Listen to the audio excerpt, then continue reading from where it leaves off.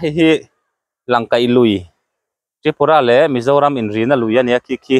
ama chon leiloi sudu la khan ka soita kang khan hemi a hian kan kal thina hemi lei hin lo do tharani ti re nang hi kalo sheve lawa tunan kan huwa kan angkal china nuam khop mai ei ki langkai tar lampang ani a chuan soita kang khan ka pha lampang khu among lampang ani ni chuna pokan on ti lan to kha nau pangan lo in bola chuan salam pangso e Tripura ani to ni Tripura state ta son bazar se tan sakhuna phei chon nuam le zual don hle ni hi ania le thar ani chuan enama hian khu langkai mong lampang akhan ya nau pang an lo cheng na sakhop maya nau pang ho khon in bol nuam man de kai poka in bol cha khop mai ka om chung hian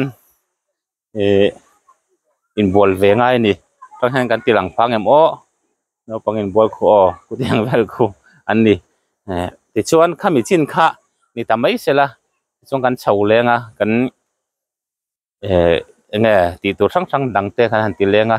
bore khuwa hi soita kang khan kan khuwa hi abial em awang hen a thla hi du ang takin uluk takin alak lei theilo han fanna hian chunglama tangin ten kan la ni lo chuan chu khami chin kha ni tamai sela a tha ome hi alan dan kha ni alaya son banan da ati son atlo viau don mai unrei takan mang thei tura nga yang